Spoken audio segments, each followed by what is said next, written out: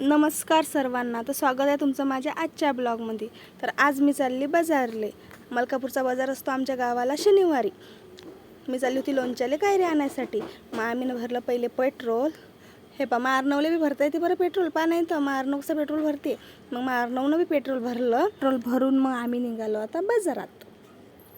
मग बाजारात गेल्यावर मी पहिल्यांदा घेतल्या मिरच्या, कारण की मला मिरच्या रोजच लागता. हिरव्या मिरच्याशिवाय तर भाजी नाही.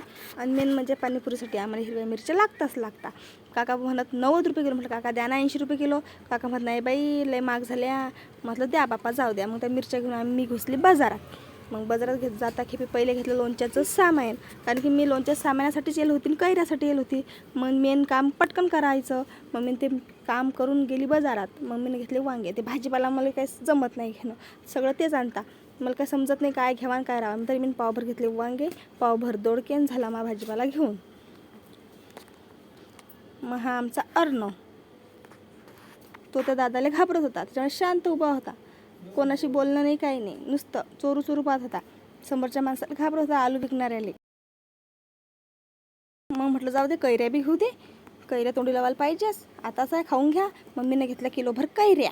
मग कैऱ्या घेऊन मी गेली लोणच्याच्या कैऱ्या घ्यायसाठी. लोणच्याच्या कैऱ्या घ्यायसाठी गेले तर पाहिलं तर 100 रुपये किलो. म्हटलं काही भाव, सोन्याहून बी जास्त भाव आला आता कैऱ्याचा. तर 50 रुपये भाव तर कोणाचा नव्हताच. मग हे म्हणत घे ना माय 5 किलो कैऱ्या घे, नाही काय भनभन करतं. 5 किलो घेऊन चाल, 100 तर 100. आता माणसं असते मला माहीत आहे, भाव नाही गाव नाही. मग मी घेतल्या 500 रुपयाच्या 5 किलो कैऱ्या. मग मी आली घरी. मग मी केलं लोणचं.